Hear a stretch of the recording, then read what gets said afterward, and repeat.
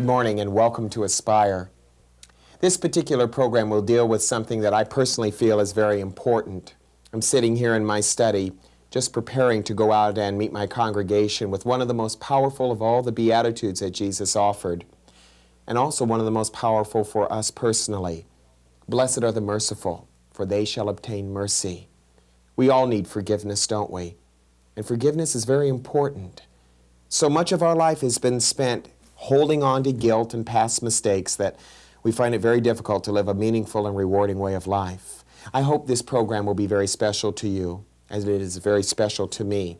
In our second segment of Aspire, we're going to have question and answer with our congregation, some time of going back and forth with the merciful. I hope you'll plan to stay tuned for this very important segment on Aspire as we deal with forgiveness, compassion, and mercy. Welcome. Thank you very much. Thank you for allowing us to be with you. I want to thank those of you out there and those of you who chose to be with us. We're going to be dealing in this particular segment with one of the most important of all the teachings that Jesus gave to us on the Mount.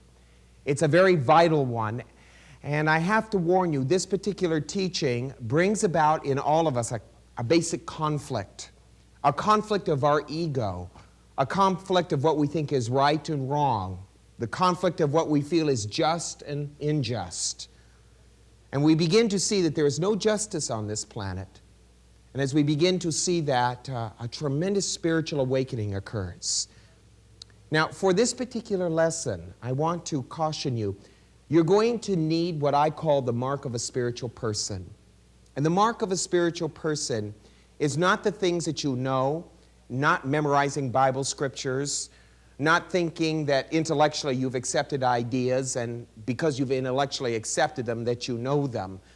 But the mark of a person who is working spiritually within themselves or walking the path is the ability to be tolerant.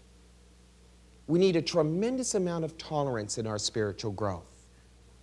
We don't need more intellect. A lot of people miss the work. We have missed the great masters that have touched this planet.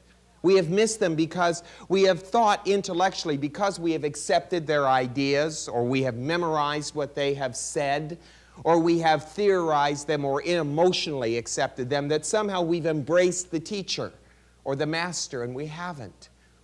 It's very easy for us to intellectually say, well, I accept what Jesus said here, here, and here, but it's something quite different to understand what he said. Tolerance is necessary. Just because we have accepted a concept doesn't mean that we know it. And thus we come to one of the most powerful of all of his teachings. I want to remind you also of something else.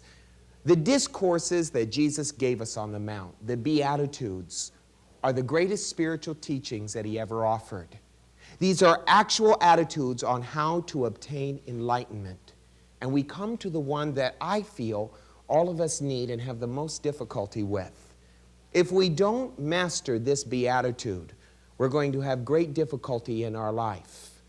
The attitude is simply this: blessed are the merciful, for they shall obtain mercy. This is a very powerful concept. Mercy is a very difficult one for us.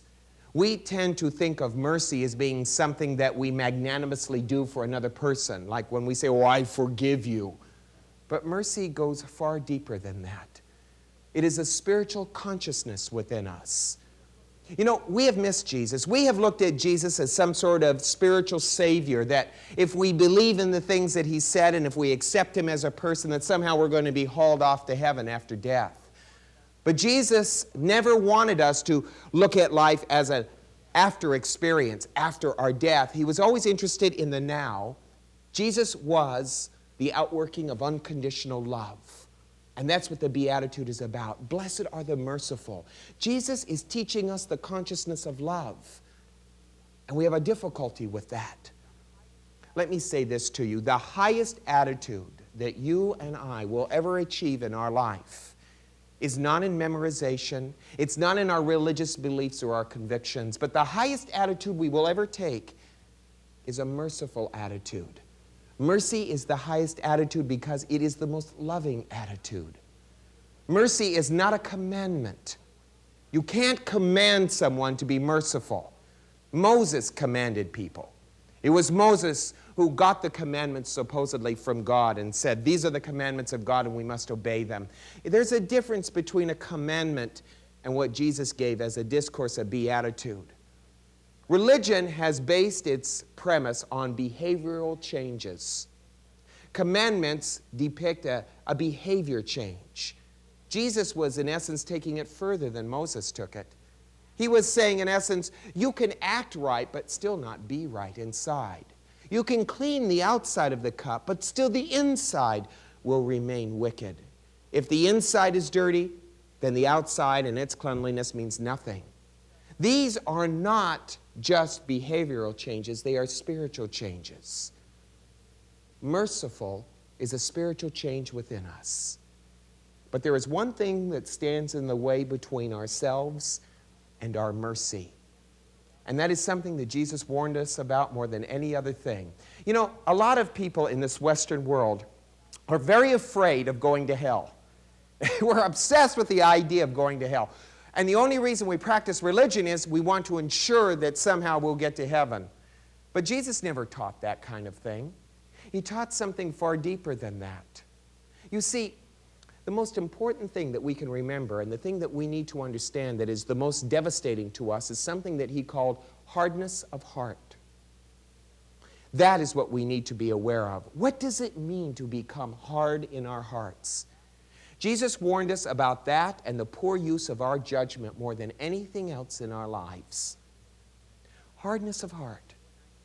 Hardness of heart is when I intellectually and I emotionally have blocked off the flow of God within me. It is when my emotions and my opinions and my thoughts are more important to me than opening myself up to the creative flow of life. And Jesus said that when a person's heart became hardened, that they would not be able to see or hear or experience God as a whole. And that's very important for us to understand. Let's look at this beatitude. What does it mean to be merciful? Well, there is a word that is a synonym for mercy. It is called compassion. We need compassion. Compassion is the ability to see another person's distress and to help it, to help alleviate it. And mercy has a beautiful definition too. And when you understand the definition of mercy, a lot of things will change in your life. I'd like to give you Webster's definition of mercy. It's very interesting. It might be very controversial. I personally agree with it. He defines mercy as this: a compassionate attitude that precludes punishment even though justice would demand it. I hope you heard that. Now that's a pretty important point. A compassion that precludes punishment even though the law would demand it. Now I hear everybody screaming inside saying, what about the rapists? What about the murderers? What about the people that have done everything wrong? We supposed to just let them go? Please understand that the Beatitudes have nothing to do with law or justice, not as we know it in the physical world. Look, we live in a world where survival is very important. And we have formulated laws that semi-protect us from that. We're not dealing with punishment here. We are dealing with therapy. We are dealing with a cure within ourselves. We're not here to change laws. If you practice the beatitude of blessed are the merciful, for they shall obtain mercy, you put yourself in a position spiritually where you're not so vulnerable to violence. You're not so vulnerable to pain or suffering or to injustice. Injustice occurs because we work out of an insecurity within us, a fear within us. And Jesus was aware of this. This beatitude is there to link us with the unconditional love that is God. We will never know mercy. We will never know compassion. We will never know love as long as we continue to live, as Jesus said on the Mount, an eye for an eye and a tooth for a tooth. You know, really, if we look at it, justice is just another word for legal revenge. The legal revenge that we take out on each other for each other's problems or mistakes. I'd like to go a little deeper with this. Let's look at mercy as it pertains to us on a personal level. Mercy, as Jesus talks about it here, is never the things that we do. Mercy is not an act. It is a state of being. It is a moment where we let the light which is, that lives within us, become present within our life. It is nothing we can fake. It's nothing we can pretend. It is an attitude that we take within ourselves. This is difficult for us.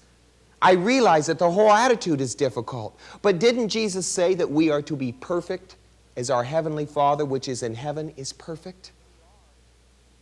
If we are, then we need to practice this attitude of compassion, this attitude of mercy. I'd like to give to you quickly a couple of ideas on how to practice this attitude of mercy.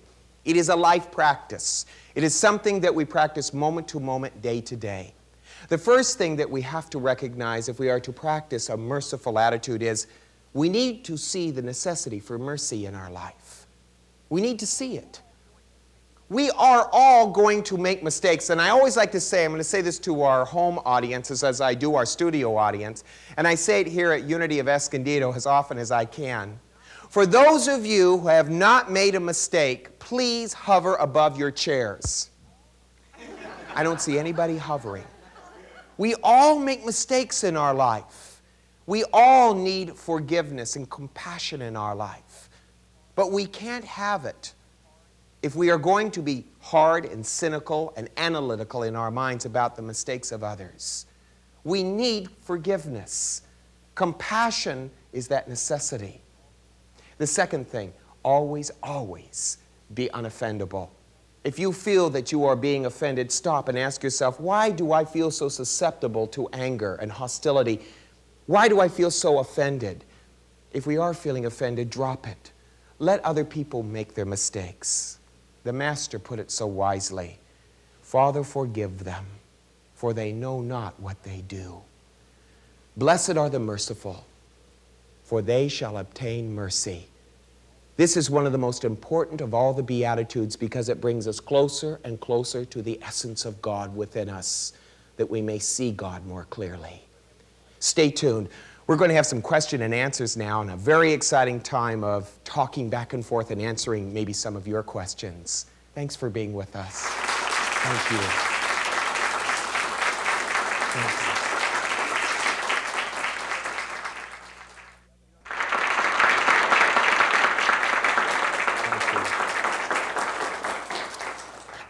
At the end of every Sunday discourse that I give here at Unity of Escondido, I like to have it open for question and answer because I don't always feel like the answers that I have given always fit the question of my audience. So I like to give it some free flow time. And also maybe some of the people here who are asking questions will be asking the question that you at home would like to have asked. So we're going to open it up. Who has the first question on the subject that we dealt with? Dorothy, whomever.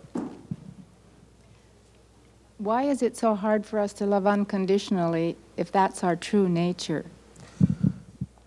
It is difficult to live unconditionally because of what we've been taught. The moment a child comes into this world, they have the opportunity for that unconditional love. But so much of the time, Dorothy, a child comes into the world, and our responsibility as we see it as parents is to do everything we can to make that child fit into this screwy society that we have built. And we teach a child what it is to be hating. We teach a child what it is to be liking. We teach a child how to have prejudices. We teach a child what he should love and what he should not love. And therefore, we start building walls in children. We don't learn from them. We try to teach them. We think it's our responsibility to screw them up. And because we do that, we teach them to be conditional. All of us are unconditional, basically, as we are now, but we forget that we are unconditional. And we think we have to take sides. We have this thing in us that says, I have to take a stand, and that's ego. I have to have a conviction. I've got to have beliefs. If you notice, Jesus never took a stand on anything, politically or socially or even morally. The woman that was caught in adultery, he never said that she was bad or wrong. He never talked against murder, if you notice. He never talked against the poor or wars. In fact, he said, you will always have the poor, and there will always be wars and rumors of wars. Why are you fussing over this? That was an unconditional nature. He accepted this earthly plane that we have made at the level of which it's at. And then he sought to teach us how to be unconditional in accepting it and loving it. Next question. Greg, on being merciful, how do we handle our anger? How do we handle our anger and being merciful? First of all, we have to know what anger is. When I am angry, it is because of maybe two possible things. First of all, I've been conditioned to be angry. I've been taught how to be angry. I had parents that taught me, showed me. If you notice, if you go to the movies, the good guy is very passive, and the audience is kind of, when is he going to get angry enough to do something about it? And then when the anger wells up within him, we go, rah! Okay, so it's a learned response part of it. The second part of anger is that we feel within ourselves inadequate. When I am angry, what I'm really experiencing is that I am feeling inadequate about myself to handle the challenge, to handle the problem. I'm not feeling capable. So mercy starts at home, okay? It starts with ourselves. When I feel anger welling up within me, if I feel hatred or if I feel a sense of hostility coming up in me, I have to have mercy upon myself first. I've got to say, why am I feeling this way? If I am feeling this way, where did it come from? And where am I feeling inadequate? And then stop. Don't repress it, but examine it. Take a look at it. And here is where, well, we look silly when we're practicing the work, because here's where we falter, so to speak. We stop and we say, I'm feeling angry. It's a conditioned response a lot of the times. And when we see how conditioned we are and how inadequate we feel, we can heal that. Mercy begins with the idea of saying, I see this within myself and I no longer choose to be this way anymore. It means I forgive me. I look at you if you've made me angry and I realize you didn't make me angry. I chose to be angry. I lost my temper with you. I lost myself with you. Maybe you pushed a button in me that is more me than it is you. Also, when you're angry, please understand that a lot of times your anger towards other people is only seeing the reality of yourself. It's a hard one to swallow, isn't it? And maybe it's not the other person we're so angry at as we are feeling, gee, I'm feeling so inadequate, I'm feeling so behind it all. Here. Suggestions. Any other questions about mercy? Yes, well, we all are we all going to just stop and do all this thinking? You know, so often we're irritated or something and it just comes out.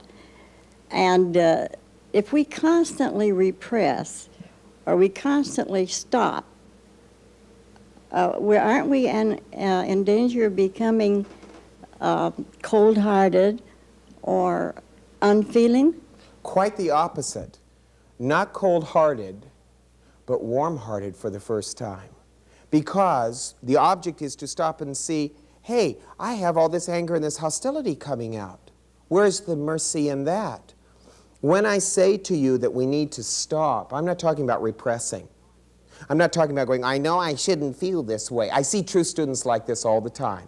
I know I'm feeling this way and I feel guilty for it. Or I know I shouldn't be feeling this way. And that's not it at all. That's not it at all. The whole object is to stop and look within myself and go, isn't this interesting how my first tendency here is to be angry? Of course I'm going to look like a fool in the beginning.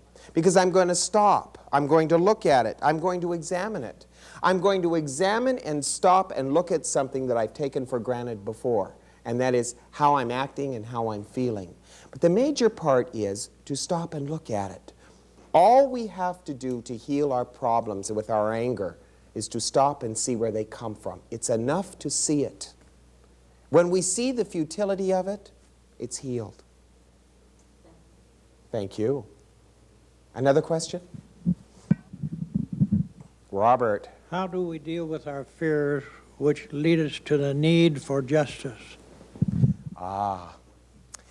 In my dissertation, in my discourse, I talked about this idea that we think that punishing people who have murdered other people or hurt other people is justice. Please understand, I am not advocating changing the law. And I know the literalist will say, what a stupid thing to say that we should have mercy on those people who kill. What would this world be if we just let everybody kill? That's the extreme, and that's not what I said at all. What I said was this: punishment is the issue. Punishment is the issue. How do we help those people, the Hitlers, the Charles Mansons? You see, what we have done before is we have thought, well, we punish them and we hurt them or we kill them. What is the difference between capital punishment and a gun going off in my hands? I see no difference at all. To me, killing is killing. I don't think the idea is so much punishment. I think mercy shows the compassion to give therapy or help. What we need to do with a lot of the people that in our society who are very self-destructive and seek also to bring us into their self-destructive nature is that we need to study them a little bit, find out what's going on, and that's the trend that we're going towards. I'm not so sure that killing people is the way to do it through something called capital punishment. That's my opinion, though. That's just mine. If we are taking a spiritual approach, we have to understand, and please listen, this is very important. Sister Teresa said this, and it rings very true in me. Someone asked why she did all the work that she does. And she said, when I saw the Adolf Hitler in me, I knew I had to do something more than what I was doing. So my dear friend out there, as pious as you may think you are, we've all had those tendencies and those feelings to want to kill someone, haven't we? Haven't we? We've all thought it. Boy, would I like... But that's what we want to look at. What is it in us that makes us feel that way? In my way of thinking, and the way Jesus would have taught it, is the same way. If you've thought it, in essence, you've done it. So better take a look at it. We have time for no questions, I don't think. Maybe one quick one? Does anybody have a quickie? One right there? After being hard on ourselves all our life, how can we become compassionate? Perfect question. Thank you. Love yourself. Make a whole effort to do nothing in your life but to love you. That's the only thing that is important in this life, is learning to love who we are and what we are, to accept ourselves at the level that we're at, and to be kind and compassionate towards it. I want to thank you, and I want to thank those of you who are watching. We'll be doing this again next week. Don't go away. We have a very special message for you right now. Thank you. Thank you.